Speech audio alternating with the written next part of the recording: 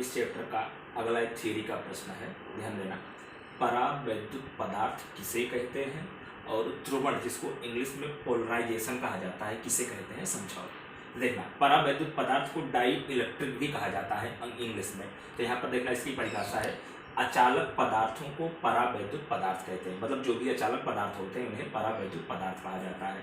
परावैद्युत पदार्थ मुख्यतः दो प्रकार का होता है, एक ध्रुवीय परावैद्युत पदार्थ, दूसरा अध्रुवीय परावैद्युत पदार्थ। तो पहले ध्रुवीय परावैद्युत पदार्थ कहेंगे, पोलर डाइलेक्ट्रिक। तो यहाँ पर देखना, जिस परावैद्युत पदार्थ का विद्युत द्विध्रुव आघूर्ण, जो पाठ 1 में हम लोग पढ़े थे, इलेक्ट्रिक डाइपोल मोमेंट, विद्युत द्विध्रुव आघूर्ण स्थायी होता है। स्थायी होने का मतलब उसका मान फिक्स होता है, बदलता नहीं है, उसे हम ध्रुवीय परावैद्युत पदार्थ कहते हैं। जैसे इसका उदाहरण है हाइड्रोक्लोरिक एसिड HCl या पानी H2O, ये किसके उदाहरण है? ध्रुवीय परावैद्युत पदार्थ के उदाहरण है। ठीक है, फिर उसके बाद है अध्रुवीय परावैद्युत पदार्थ। तो जिस परावैद्युत पदार्थ का विद्युत द्विध्रुव आघूर्ण स्थायी नहीं होता है उसे अध्रुवीय परावैद्युत पदार्थ कहते हैं। जैसे H2O2 CO2, इनके विद्युत द्विध्रुव आघूर्ण का मान स्थायी नहीं होता है, बदलता रहता है, इसलिए इनको हम क्या कहेंगे? अध्रुवीय परावैद्युत पदार्थ कहते हैं। अब देखना, पोलराइजेशन किसे कहते हैं? पोलराइजेशन एकांक आयतन के विद्युत द्विध्रुव आघूर्ण को ध्रुवण या पोलराइजेशन तीव्रता कहते हैं, जिसको कैपिटल P द्वारा दर्शाते हैं। तो ध्रुवण कैपिटल P बराबर विद्युत द्विध्रुव आघूर्ण और बटे में आपका आयतन। अब विद्युत द्विध्रुव आघूर्ण बराबर Q इंटू दोनों आवेशों के बीच की दूरी 2a अपने लेते थे। तो यहाँ पर मान लिया जो समांतर प्लेट कैपेसिटर है, अब समांतर प्लेट कैपेसिटर में एक प्लेट का आवेश -q है, दूसरे प्लेट का आवेश +q है, और प्लेटों के बीच की दूरी आपका है d, और प्रत्येक प्लेट के अंतःस्काट का क्षेत्रफल a है। एक प्रकार का विद्युत द्विध्रुव आघूर्ण ये भी बन गया। अब यहाँ प्लेटों के बीच की दूरी d लिया गया है, तो वही दोनों आवेश में से किसी एक आवेश का मान q इंटू दोनों आवेशों के बीच की दूरी d बटे में आयतन। यहाँ पर देखना, आप लोग जानते हैं जो Q सिग्मा बराबर होता है Q बटे A। यहां से Q इक्वल टू आपका आ जाएगा सिग्मा इंटू A। तो वही सिग्मा को सिग्मा B लिखा गया है। सिग्मा B क्या है बता रहा हूं, सिग्मा B इंटू A, और D का D रहेगा, और बटे में आयतन का मतलब अनुप्रस्थ का क्षेत्रफल गुणे प्लेटों के बीच की दूरी D।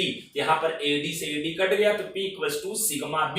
सिग्मा B को हम कहते हैं बद्ध आवेश पृष्ठ घनत्व। कहने का मतलब क्या हुआ, अगर इसके बीच में हम अचालक पदार्थ को रख देंगे तो इसके आवेश का जो पृष्ठ घनत्व होगा वो बदल जाएगा, तब उसी आवेश के पृष्ठ घनत्व को हम सिग्मा B कहते हैं, जिसको हम क्या कहते हैं? बद्ध या बाउंड आवेश पृष्ठ घनत्व।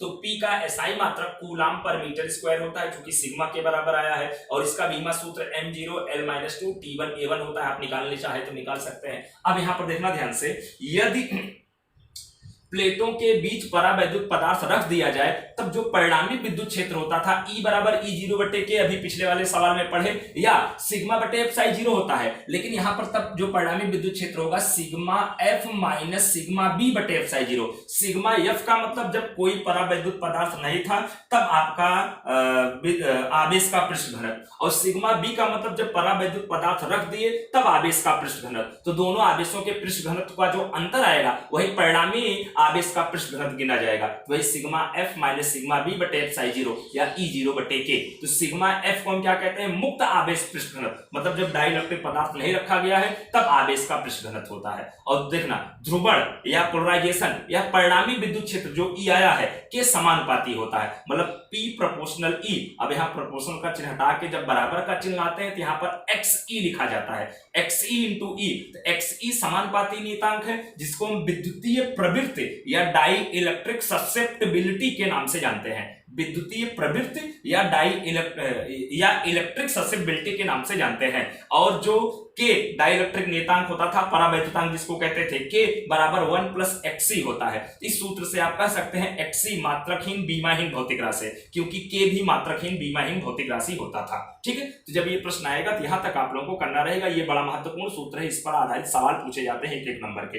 अब यहाँ पर देखना, एक टॉपिक है, नोट करके है, परावैद्युत सामर्थ्य। तो परावैद्युत सामर्थ्य किसे कहते हैं? डाइलेक्ट्रिक स्ट्रेंथ कहा जाता है इंग्लिश में। तो वह अधिकतम विद्युत क्षेत्र जिसमें अचालक पदार्थों का आयनीकरण होने लगे, आयनीकरण मतलब वो धनायन और ऋणायन में टूटने लगे, तो उस अधिकतम विद्युत क्षेत्र को हम क्या कहते हैं, परावैद्युत सामर्थ्य कहते हैं। तो परावैद्युत सामर्थ्य का मतलब अधिकतम विद्युत क्षेत्र होता है। जैसे हवा के लिए परावैद्युत सामर्थ्य का जो मान होता है वो 3 × 10⁶ वोल्ट पर मीटर होता है। कितना होता है, 3 × 10⁶ वोल्ट पर मीटर। ये 1 नंबर में इस बार बोर्ड के एग्जाम में एमसीक्यू में पूछा गया था। हवा के लिए परावैद्युत सामर्थ्य का मान खाली जगह है तो 3 × 10⁶ वोल्ट पर मीटर। अब पर सेंटीमीटर पर मिलीमीटर भी करके आगे पीछे ऑप्शन चेंज करके दे सकते हैं। अब यहां पर देखना ध्यान से, एक स्वाध्याय का मैं 35वां सवाल चला रहा हूं जो आपका सवाल है, देखना। एक है आपका जो अभी अपने पढ़े थे, क्या नाम था उसका, डायनेमो जो पढ़े थे, वान डा ग्राफ जनित्र जो पढ़े थे। तो एक वान डा ग्राफ जनित्र है, उसका वोल्टेज दिया गया है 15 × 10⁶ वोल्ट। उसका परावैद्युत सामर्थ्य दिया है। परावैद्युत सामर्थ्य का मतलब एक प्रकार का विद्युत क्षेत्र E = 5 × 10⁷ वोल्ट पर मीटर दिया गया है।